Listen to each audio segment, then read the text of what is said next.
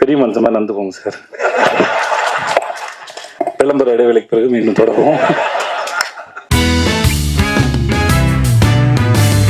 எல்லாருக்கும் வணக்கம். ரொம்ப கூச்சமாக இருந்தது. எல்லாத்த பற்றி பேசுகிற முன்னாடி விமல் ரொம்ப அழகாக பேசினான். இன்னைக்கு வரது மாதிரி கேட்டே வரந்தான். இதெல்லாம் பேசலாம் அப்படிலாம் பேசலாம்னு யோசிச்சுருந்தான். பயமாக இருக்குதுன்னு சொன்னான். ஆக்சுவலாக 100க்கு 100 மார்க். நீ ஜாலியாக பேசினா கேட்குறதுக்கு எல்லாம் இவ்வளோ பேர் ரசித்து கைத்தட்டி சிரிச்சு தான் அதோட உனக்கான ரிசல்ட்டு. நீ தயவுசெஞ்சு இன்னும் சிறப்பாக பேசு. ஏன்னா நான் இந்த மேடைக்காக சொல்லலை, அது அவன் வேணா சொல்லாமல் இருந்திருக்கலாம். நான் கூத்துப்பட்டுப்பேன், அவனோட ஃபேன். அவன் அவ்வளோ பிரமாதமாக நடிப்பான். நான் அவன்கிட்ட சொல்லியிருக்கேன். நான் அது எல்லாரும் சிறந்த நடிகர்கள் தான் கூத்துப்பட்டில். ஆனால் ஒரு சிலரை எனக்கு ரொம்ப பிடிக்கும். விமல் ரொம்ப பிடிக்கும். பாபுன்னு ஒருத்தர் இருந்தார், சாந்தகுமார் ஒருத்தர் இருந்தார், குரு சோமசுந்தரம், அப்புறம் முருகதாசன் ஒருத்தர். இவங்கெல்லாம் நான் அவங்களோட விதார்த்து, அவங்களோட பெரிய ஃபேன். அவங்க நடிக்கும்போது பார்க்கறதுக்கு அவ்வளோ அழகாக இருக்கும். அவ்வளோ பிரமாதமான ஆக்டர். இந்த படம் இந்த சார் விமலுக்கு மிகப்பெரிய ஒரு கம்பேக்காக இருக்கும்னு நான் முழுமையாக நம்புகிறேன். அது இந்த மேடையிலேருந்து தொடங்கிடுச்சு. உனக்கு வாழ்த்துக்கள், ரொம்ப நன்றி. இப்போ எனக்கு தடுமாறுது. போஸ் வெங்கட் சார் நான் ரொம்ப நாளாக நான் சீரியலில் அவர் நடிக்க ஆரம்பிச்சது மெட்டி ஒழியில்னு அவர் பார்த்துட்ருக்கேன். 20 அவரோட இன்டர்வியூ படிச்சிருக்கேன். அவர் சந்திக்கும் போது நான் சொல்லியிருக்கேன். அவர் ஆட்டோ ஓட்ட ஆரம்பிச்சுன்னு நினைக்கிறேன்.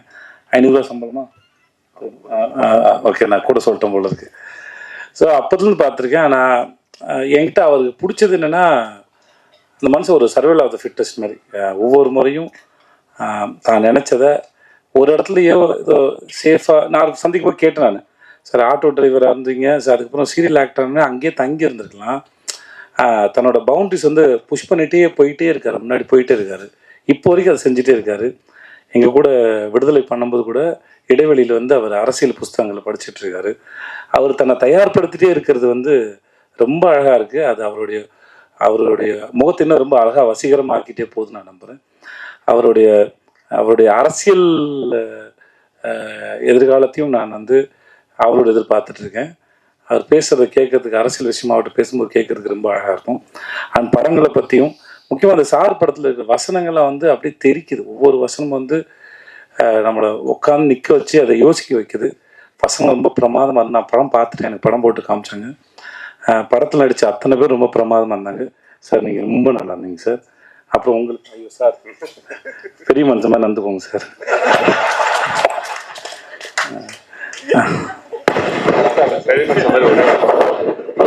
எல்லாருக்கும் ஒரு இதுவரைக்கும் வெளிவராத செய்தி. இவரு பர்மிஷன் கேட்டு தான் சொல்லணும், டைரக்டர் பர்மிஷன் கேட்டு தான் சொல்லணும். ஆனாலும் நான் சொல்றேன், ஏன்னா இப்ப இவரு விளையாட்டா சொன்னதுனால இவருக்கு அப்பாவா ஒரு படம் நடிக்க போறேன், அதனாலதான் நான் பெரிய மனுஷத்தனமா நடின்னு சொன்னாரு அப்படின்னு நினைக்கிறேன். விளம்பர இடைவேளைக்கு பிறகு மீண்டும் தொடரும். சாயாதேவி எனக்கு டிஎஸ்பியும் கூட நடிச்சிருக்காங்க. வாழ்த்துக்கள் உங்களுக்கும். மற்றபடி படத்தில் நடிச்ச எல்லாருக்கும் என்னுடைய வாழ்த்துக்கள். படம் ரொம்ப நல்ல படம், ரொம்ப நல்லா வந்திருக்கு. படத்தோட கடைசி ஹாஃப்னர் நான் ரொம்ப அங்கே கடைசி ஹாஃப்னர் போரே தெரியல. முடிச்சு அந்த கிளைமேக்ஸ் நம்ம எல்லாருக்கும் அவ்வளோ திருப்தியான கிளைமேக்ஸாக இருக்கும். நம்ம இந்த படத்தை திரும்பி பார்க்கணுங்கிற எண்ணத்தையும் இந்த படம் ஏற்படுத்த நான் நம்புகிறேன். அப்புறம் ஐயோ அப்புறம் ப்ரொடியூசராக எனக்கு இந்த ஆளை ரொம்ப பிடிச்சிருக்கு. அவரோட கண்ணு ரொம்ப நல்லா இருந்தது. படம்னு சொன்னாங்க, அப்படி தெரியல. அந்த கேரக்டரை ரொம்ப கேஷுவலாக, ரொம்ப கூலாக ஹேண்டில் பண்ணியிருந்தார். மியூசிக் டைரக்டர் சித்து, உங்களோட மியூசிக் ரொம்ப நல்லா இருந்தது. உங்களுக்கு வாழ்த்துக்கள் சார். அந்த படிச்சுக்கிறோம் பாடல் ரொம்ப பிரமாதமாக இருந்தது சார், ரொம்ப பிரமாதமாக சார். ரொம்ப நன்றி சார். இங்கே வந்தவங்க அத்தனை பேருக்கும் நன்றி, வாழ்த்துக்கள், நன்றி.